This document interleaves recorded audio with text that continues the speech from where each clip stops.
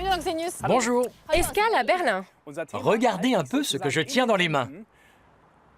Non, ce n'est pas un ficus. C'est une petite plante aux effets très puissants. Vous la reconnaissez maintenant. L'odeur est caractéristique. Sauf que celles-là ne sont absolument rien, parce que c'est une imitation en plastique. Et pour cause, le cannabis, autrement dit le chanvre indien, est une plante totalement interdite. On n'a pas le droit d'en avoir chez soi. Pourtant, la médecine s'y intéresse de très près. Le cannabis sur ordonnance, beaucoup de médecins et de malades le réclament. Mais dans de nombreux pays, difficile de passer le cap de la légalisation. Le sujet reste tabou. Quels sont les arguments des partisans de la dépénalisation? Et à l'inverse, pourquoi certains estiment important de maintenir son interdiction? Les pro-légalisation mettent en avant les vertus thérapeutiques du cannabis. La plante peut être employée dans le traitement du cancer, par exemple. C'est le cas en Californie, qui fait figure de chef de file en la matière.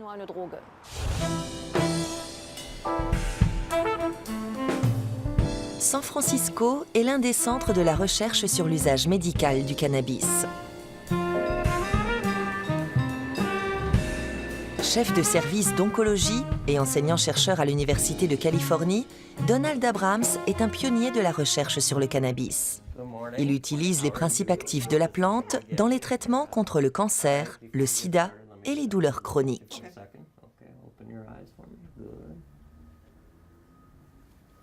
Nausées, vomissements, perte d'appétit, douleurs, état dépressif, anxiété, insomnie. Tous mes patients présentent l'un ou l'autre de ces symptômes. Au lieu de leur faire 5 ou 6 ordonnances pour 5 ou 6 médicaments différents, je leur conseille d'essayer un seul remède, la plante de cannabis. En dehors du tétrahydrocannabinol, plus connu sous l'abréviation de THC, le cannabis contient au moins 75 autres molécules de la famille des cannabinoïdes. La plus importante est le cannabidiol, ou CBD, qui calme les inflammations et la douleur. Une diversité de substances qui donne au cannabis un pouvoir d'action dans de nombreuses maladies. De la régulation de l'appétit à la stimulation de la mémoire, les cannabinoïdes ont un grand potentiel.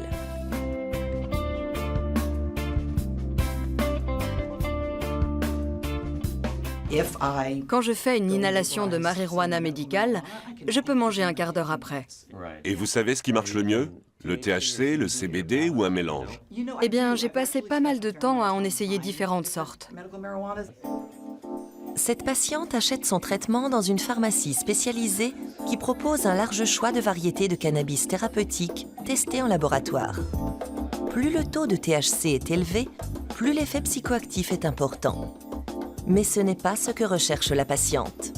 Avec la chimiothérapie, il lui faut un taux élevé de CBD, mais peu de THC.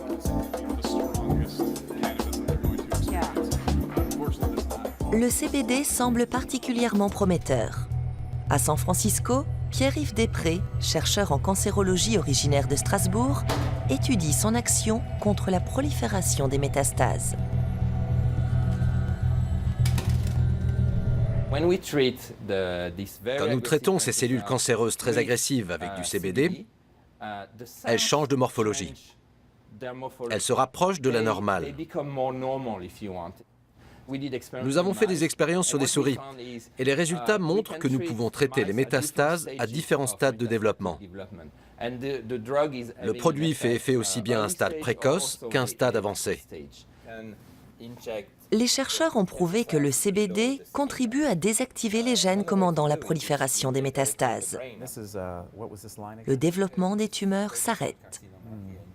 Ce résultat est observé aussi bien pour le cancer du sein et du poumon que pour les tumeurs du cerveau. Reste à mener des études cliniques sur l'homme. Mais la route sera longue, car l'usage thérapeutique de la marijuana continue de susciter la controverse. Même pour le CBD, qui n'a pas d'effet stupéfiant.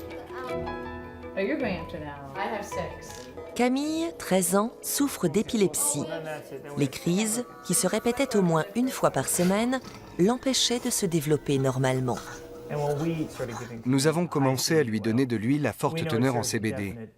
Et très rapidement, nous avons constaté une nette amélioration de sa mémoire, de sa concentration, de ses capacités en lecture et de son envie d'apprendre. Ça a été immédiat. Les parents de Camille font pousser une variété de cannabis produisant beaucoup de CBD et peu de THC. Ils préparent eux-mêmes l'huile de cannabis médicale et contrôlent ainsi la dose qui contribue le mieux au développement de leur fille. Le CBD réduit les crises d'épilepsie, il protège de l'hyperactivité neurologique. Mais chaque enfant réagit différemment et Camille doit absorber le moins de THC psychotrope possible. Cette huile ne contient pas encore assez de CBD. L'idéal serait d'avoir une concentration plus élevée pour mieux contrôler les crises.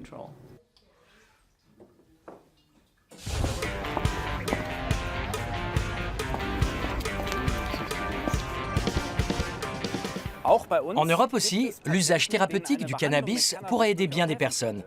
L'Allemagne, pour sa part, a donné le feu vert à 2 médicaments contenant des extraits de cannabis. La France est plus réservée. Seul un médicament peut être prescrit sur autorisation spéciale. Sauf que dans la pratique, il n'est presque jamais utilisé. Mais début 2014, un deuxième médicament a reçu une autorisation de mise sur le marché. En Allemagne, cela concerne plusieurs centaines de patients. Sur présentation d'une autorisation spéciale, ils peuvent se procurer en pharmacie de la marijuana médicale, c'est-à-dire les fleurs séchées du cannabis. Nous avons rendez-vous avec l'un d'entre eux.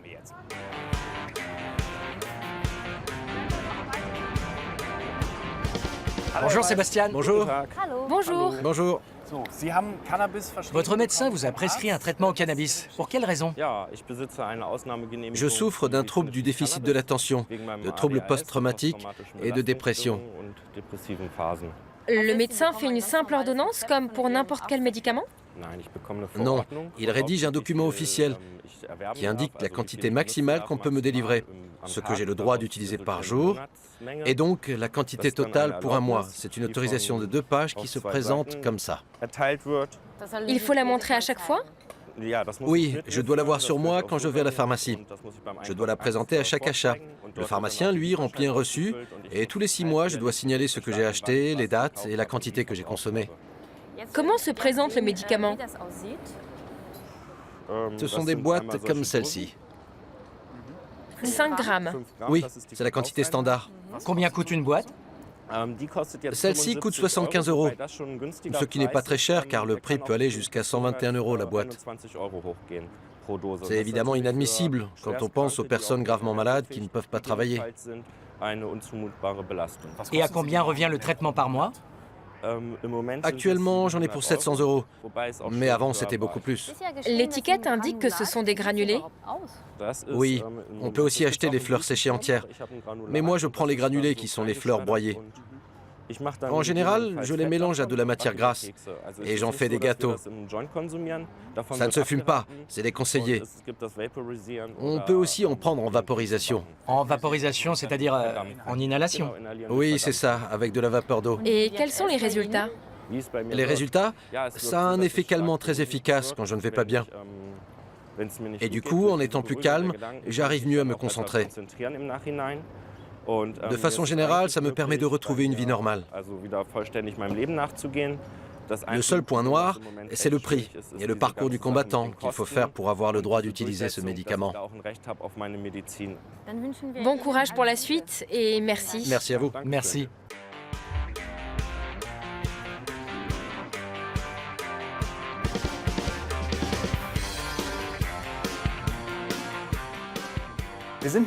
Nous voici maintenant au musée du chanvre, le seul et unique en Allemagne. L'homme utilise cette plante depuis des milliers d'années et pas seulement pour ses vertus médicinales. Elle sert à faire toutes sortes de choses. De la laine isolante pour les maisons, par exemple, ou encore des vêtements. Les cannabinoïdes se trouvent dans les fleurs, dans la résine sécrétée par les fleurs pour être précis. Impossible d'en trouver sur cette variété-là, car c'est du chanvre agricole européen. Il peut aussi produire des fleurs, mais elles ne contiennent pratiquement pas de THC hallucinogène. Et en lisant ces textes, on découvre, et c'est assez surprenant, que le cannabis est interdit en Europe depuis à peine un siècle. Nous avons rendez-vous avec un médecin spécialiste des soins palliatifs et du traitement de la douleur qui prescrit du cannabis. Bonjour. Bonjour. Bonjour. Nous venons de voir tout l'intérêt que le cannabis peut présenter en médecine. Malgré cela, son utilisation rencontre une forte opposition. Vous, en revanche, vous l'utilisez. Pour quelle raison ? Parce qu'il comble un vide dans les moyens d'accompagnement des patients. Beaucoup de médicaments ont énormément d'effets secondaires, pas le cannabis. Sous quelle forme le prescrivez-vous ? En tant que médecin, je préfère prescrire la forme pharmaceutique du dronabinol en solution huileuse parce que c'est un médicament standardisé. Le problème est qu'il est très cher. Nous sommes de plus en plus souvent obligés de nous rabattre sur les fleurs en demandant une autorisation au service des narcotiques pour chaque patient. Ils ont alors la possibilité d'organiser leur traitement eux-mêmes, mais sous surveillance médicale. C'est capital. Mais cette autorisation n'est pas facile à obtenir parce que le cannabis n'est pas considéré comme un médicament. Le dronabinol est un médicament qui n'est pas encore autorisé en Allemagne. Mais les médecins ont le droit de le prescrire. C'est rare, mais c'est possible. Et quelles sont les chances d'obtenir un jour la légalisation du cannabis pour son usage thérapeutique ? Je crois qu'il faut tout faire pour. À l'heure actuelle, il y a des malades qui meurent faute de pouvoir obtenir du cannabis, mais le cannabis lui-même ne fait pas de mort. Il y a eu 2 cas où l'on suppose vaguement un éventuel lien. Mais dans le cadre d'un usage thérapeutique, en respectant les indications et les contre-indications, je considère que c'est une plante médicinale fiable et avec peu d'effets secondaires. Merci beaucoup. Merci. Je vous en prie. La dépénalisation du cannabis, pour ou contre, le sujet reste houleux. Et même si plusieurs pays ont déjà opté pour la légalisation, les spécialistes continuent de camper sur des positions très tranchées. Petit aperçu de la bataille des arguments en Allemagne. Le cannabis est la drogue illicite la plus consommée en Europe. Près d'un adulte sur 3, en France comme en Allemagne, en a déjà pris.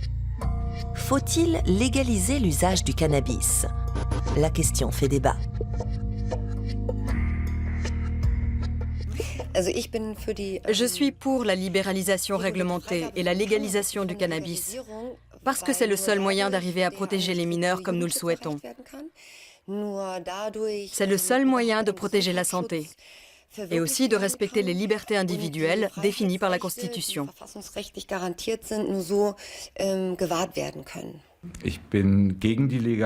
Je suis contre la légalisation du cannabis, parce qu'il provoque des troubles psychiques graves, parce qu'il altère les fonctions cognitives et dégrade les facultés intellectuelles. Rainer Thomasius dirige le centre de désintoxication pour enfants et adolescents à l'hôpital universitaire de Hambourg. Ce qu'il voit tous les jours fait de lui l'un des opposants les plus radicaux. Le cannabis est nettement plus dangereux pour la santé que l'alcool, parce qu'il interfère de façon plus complexe avec les différents neurotransmetteurs du système nerveux central.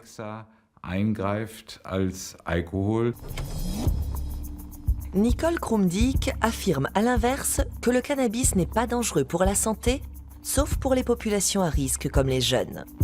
Elle travaille depuis de nombreuses années sur le cannabis et conseille régulièrement des décideurs politiques. Dans l'état actuel des recherches scientifiques, on peut dire que le cannabis est relativement inoffensif, dans la mesure où il est consommé avec modération. La culture, la détention et la vente du cannabis sont interdites en France comme en Allemagne. Les infractions exposent à des peines d'emprisonnement allant jusqu'à 5 ans en Allemagne et 10 ans en France. Des poursuites judiciaires qui ont un coût certain. Ne faudrait-il pas plutôt miser sur les campagnes d'information? Insuffisant, selon le psychothérapeute. Je suis convaincu que les interdictions sont beaucoup plus efficaces que l'information.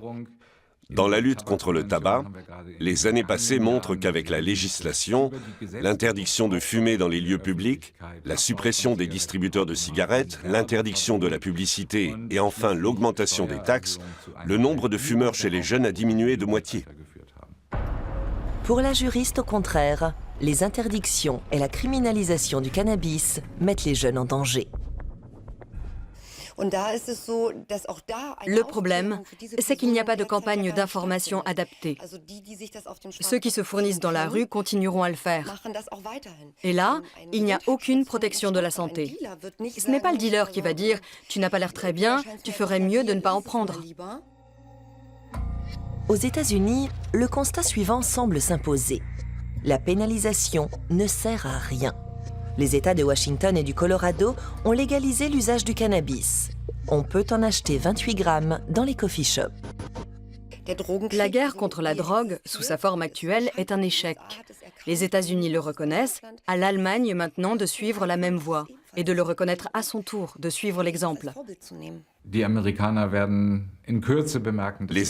ne vont pas tarder à se rendre compte que cette nouvelle législation est une grosse erreur, car je pense que la consommation va monter en flèche.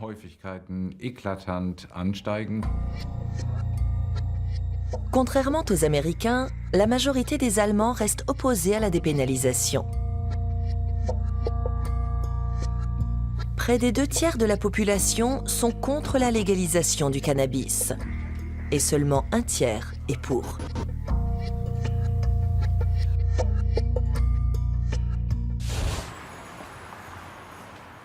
Et en France, que pensent les Français du cannabis? Nous allons en parler avec Georg Wurth, porte-parole de l'Association du chanvre. Il collabore depuis de nombreuses années avec les militants pro-dépénalisation français.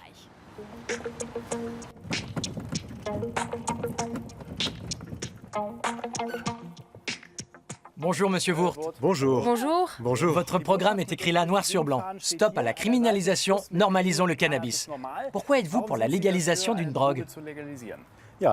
Comme nous le disons, le cannabis est aujourd'hui entré dans les mœurs. En Allemagne, 14 millions de personnes en ont déjà consommé. Et en France, le chiffre est même encore plus important. Un adulte sur 3 a déjà consommé du cannabis. Et ça concerne toutes les classes sociales, des gens de tous les milieux. Ce ne sont pas des criminels, mais des personnes ordinaires qui préfèrent fumer de l'herbe plutôt que de boire de l'alcool. Mais on les traite comme des criminels. C'est pourquoi nous disons « stop à la criminalisation ». Ce ne sont pas des malfaiteurs, il n'y a pas lieu de les poursuivre en justice. En revanche, on laisse un énorme marché aux mains d'organisations criminelles.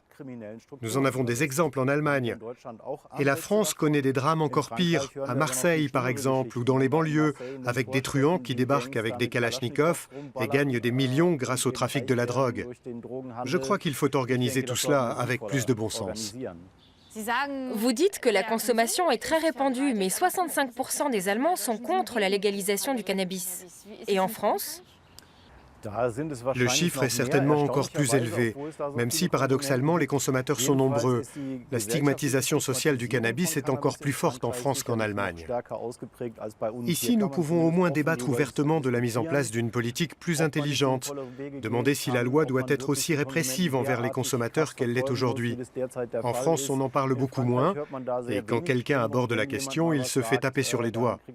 Le climat est un peu plus détendu ici. Mais la loi française est très stricte. Les policiers français n'ont peut-être pas tout à fait la même attitude que les policiers allemands. C'est possible. En fait, les deux pays gardent une position assez stricte, alors que la législation se libéralise de plus en plus dans beaucoup de pays voisins. À commencer par l'Espagne, où on trouve ces clubs qui cultivent leur propre cannabis. En Belgique, ça existe aussi. Les Pays-Bas ont une législation générale plus souple. À Copenhague, on parle également d'ouvrir des coffee shops. Et en Suisse, 5 villes veulent légaliser le cannabis et ouvrir des coffee shops.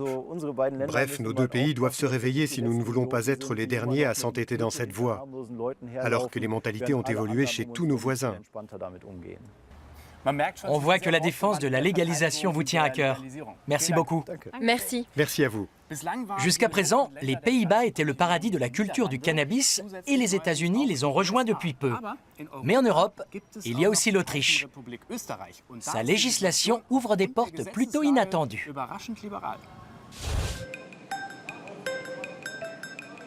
Un entrepôt commercial de la périphérie de Vienne. Le centre de la culture du cannabis en Autriche. Plus précisément, il s'agit de la culture de bouture vendue comme plante d'ornement, une particularité autorisée par le droit autrichien que le directeur de l'entreprise connaît sur le bout des doigts.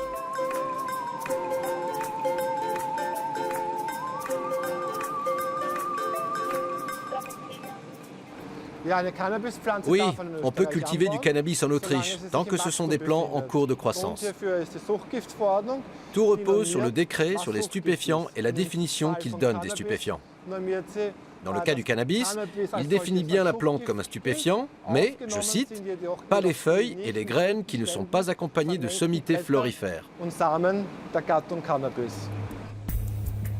Dans la plantation, il n'y a donc pas une seule plante en fleurs, car ce sont surtout elles qui contiennent le THC hallucinogène.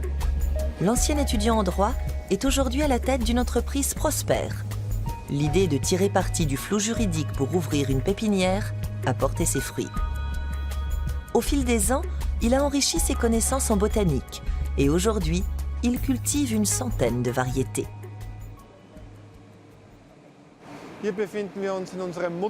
Nous sommes ici dans la salle des plantes mères. Elles sont éclairées 18 heures par jour avec des lampes à plasma et des lampes à vapeur de sodium. Et ce sont elles qui donnent les pousses. Quand les pousses des plantes mères sont assez grandes, elles sont coupées et débarrassées des feuilles superflues pour pouvoir se développer.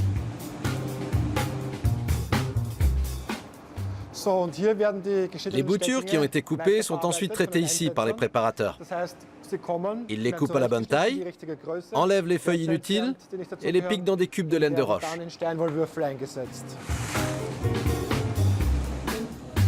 Avec un arrosage régulier de la laine de roche avec de l'eau et de l'engrais, la chaleur et un taux d'humidité élevé, les boutures font rapidement des racines. En quelques jours, elles sont prêtes pour la vente. Depuis 2004, cette jardinerie pas tout à fait comme les autres fait le bonheur des mains vertes.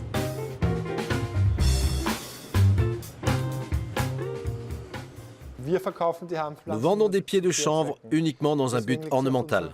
Les informations légales sont bien affichées sur le comptoir. Et mes vendeurs sont tenus, dans la mesure où ils peuvent le détecter, de refuser tout contrat de vente à un client qui veut cultiver du cannabis. C'est la loi. Au début, la police lui a tout de même rendu de nombreuses visites. Il y a 10 ans, quand j'ai ouvert mon premier magasin, on me considérait comme un dealer, entre guillemets. Mais depuis 3 ou 4 ans, les choses se sont calmées. Et aujourd'hui, on me voit comme un chef d'entreprise normal, y compris du côté des autorités. Un changement qu'il attribue à 2 raisons.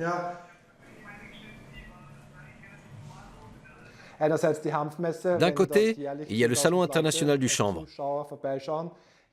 Avec 10 000 visiteurs par an, on ne peut plus dire que tous ces gens sont des toxicomanes. Ce sont des gens tout à fait normaux. Et pour ce qui est de mon entreprise en particulier, il y a le chiffre d'affaires, les impôts. J'ai 30 employés. Le montant de mes impôts compte 7 chiffres. Du coup, les pouvoirs publics voient bien que c'est devenu un facteur économique. Et le chef d'entreprise veut être prêt au cas où la demande augmenterait. Il expérimente une méthode de production in vitro du cannabis. Le laboratoire de recherche maison est installé dans la cave d'un de ses magasins.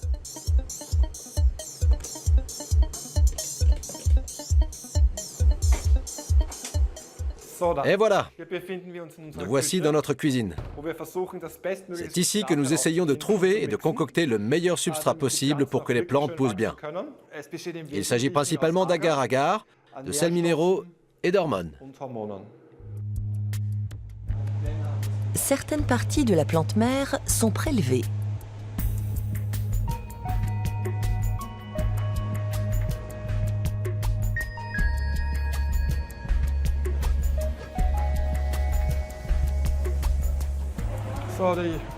Yelena vient d'extraire un fragment de méristème, qui sont les cellules souches des plantes.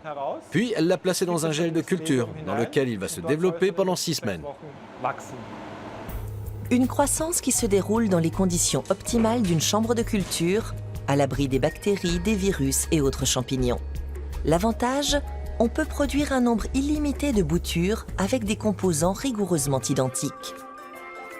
Ce pionnier de la culture du cannabis n'a pas encore trouvé la recette parfaite du chanvre in vitro. Toute la rentabilité de son investissement dépend de l'avenir de la dépénalisation.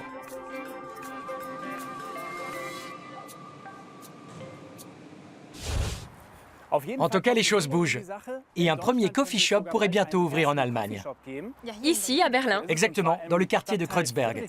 Le conseil municipal de l'arrondissement a déposé une demande pour mener une expérience pilote. Le sujet exige le plus grand sérieux. Le cannabis reste un produit stupéfiant. Mais les propriétés qu'il a en médecine sont beaucoup trop importantes pour passer à côté. Salut à tous! À la prochaine.